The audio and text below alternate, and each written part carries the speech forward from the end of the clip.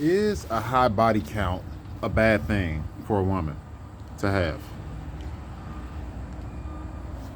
Well, let's look into something. I always say refer to the Bible. I remember Moses um, said that you should stone a woman who's promiscuous. I also remember there being a story of Jose, or Hosea, however you want to pronounce his name. And God told him, "You want to know what it's like to be God? Go marry a prostitute. Go marry a promiscuous woman or a infidel. Go marry her, and you'll know what it's like to be God." Because that's how God people. That's how we are to God. No one's really loyal or faithful to God. We come to Him when we need Him, and then once we have what we have, we go do our own thing. So God was like, "You want to know what it's like to be me? Go marry a whore." It's pretty much what He said to Jose. So Jose married Gomer, and he saw the struggles that came with that. What's another example you could use? Well, look at Kanye and Kim Kardashian. Kanye West decided that it was smart to marry and impregnate a woman who just did a sex tape. She blew up off of a sex tape, and he decided that that was marriage material. And now look what he's going through. He worked hard. He put her on the map after she put herself on the map with Ray J. But her fame with Kanye, I feel like, took her to a whole nother level. And then once she reached billionaire status or pretty high status, she just decided to divorce him because she said that she was lonely and that she needed somebody that was more in common with her. It's really because she reached status. That's really what it was. Never expect for a whore to be faithful to you long term. Now, I've seen this with plenty of women, y'all. I'm sorry. Plenty of women that I've seen with high body counts will marry somebody and they're going to step out on you within a 10-year or 20-year relationship. I'm sorry. In a long-term relationship, a woman with a high body count is most likely to step out on you. You know, when things get rough, when she gets emotional, she's going to separate from you and she's going to screw somebody else. And if she feels like there's nothing better out there, she's going to come back to you and you're probably going to let her come back. So I would suggest that no one cuffs a woman with a high body count. Now, I understand in today's world, it's very rare that you're going to find a woman with a low body count. I understand this. So a lot of times we have to settle, and that's unfortunate. If you do settle, man, try to settle. I would say try to settle with a woman that grew up in a household with a two-parent household. Hopefully her parents are still married, so maybe she has those values instilled in her. Maybe she at least got to see that growing up. You know, I would definitely tell you to stay away from women. I hate to say this, I'm just being honest. I would definitely tell you to stay away from women that grew up in a household where, let's say, the mother was on drugs and she never knew her father, because that's probably not going to be a good wife, for the most part. That's probably going to be a very toxic relationship. She's probably not going to be faithful. She's not going to know how to be loyal because she never got loyalty from her parents. And I say this for females more than males because I feel like females are emotional, and I feel like they're past. I know people hate when I say females are emotional.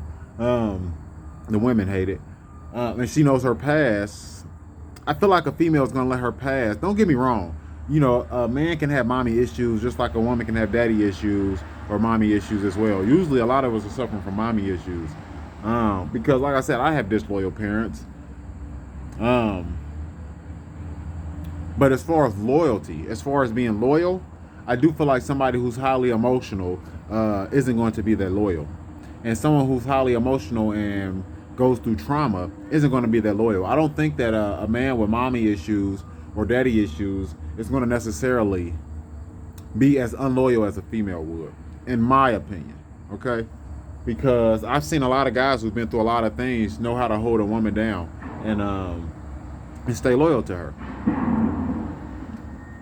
Now, you also have to be conscious of who you're dating too, women, you know, but that's a different story. You know, dating the drug dealer or the dude in the streets or the dude who, you know, certain guys you're going to expect to cheat on you. But back to the body count. There's also, which I mentioned in the video before, DNA or scientific experiments that prove that women have male DNA in their brains. They, I want to say I don't know if it was 60 women that they tested. 60 women, they were dead. They tested the brain out, found male DNA in their brain. Now there's also the controversy of whether the woman got the DNA from childbirth or from being pregnant, or did she get the DNA through sex? Well, they found that some of the women hadn't had children. They didn't have children. So some people, some like journalists that were all females, also posed the idea that, well, maybe they had a miscarriage, or maybe they adopted or anything like that, which I feel like is a little far-fetched, but I mean it's still a halfway decent argument, I guess. But I think if we really were to think this all the way through, I don't think God makes mistakes. I guarantee you the way that women get male DNA in their brains is it's probably not from childbirth. It's probably from sleeping around. And so a woman who has a high body count just might have a lot of male DNA in her brain. Also, even if it isn't in her brain, she's still going to have it in her body, because the male semen is going to sink into her body also. I just feel like a woman with a high body count is traumatized, because I just feel like a man has sex with a woman, and all he's doing is entering that woman, right? He's entering her. But a woman who's having sex with men, or a man, she's being entered, which I will always say is way more personal. So if you're letting multiple men enter you, and just think about what these men are thinking when they're having sex with you, y'all. All these men aren't in love with y'all. I mean, I don't care what they tell y'all. They're just having sex. So a lot of them have some very nasty thoughts in their head, some very, let's just say the thoughts in their head aren't in good taste, and all they're thinking about is screwing your brains out. And that type of energy, I believe in energy as well. He's passing that energy on to you. He's just bang, bang, bang, bang, bang, bang, bang, in a very derogatory way. No love, no nothing. And women, they start to love that. They start to like that. They like it when a man handles them roughly and things like that. That's okay if that's your husband. But to let multiple men that you've had sex with just handle you in that type of way, I'm sorry. I feel like she's going to go through trauma that she doesn't even know about. And it's going to make her less likely to be matchable. I think it's going to make her less likely to be a good choice for a long-term relationship. So I truly believe that body count matters. I truly believe if you're going to have to settle down with any woman, try to get them when they're younger. If you get older, man, sometimes you just have to settle. Hopefully by the time a woman's 40, 45, all that's out her system. But if you're a young man and you're looking to settle down with a woman, let's say you're in your early 20s, late 20s, let's just say you're in your 20s as a man, I would try my best to get a woman with a low body count, or a woman who you doesn't feel like is out there like that. She's not a party girl. Try to get a church girl. That's the thing. What happened to church girls? I mean, you barely find church girls anymore. I work with one at my job. You can tell that she seems very conservative. She seems like a very conservative girl. I love to see girls like that out here. But a lot of these girls are wild. They got role models like Megan Thee Stallion and the City Girls. And these women are becoming demons out here. You hear me? They are becoming demons. And this type of influence on my culture, on our culture, is making women from my community and my neighborhood less likely to be wifey material. And then they end up like playing this victim, like there's no good men out here.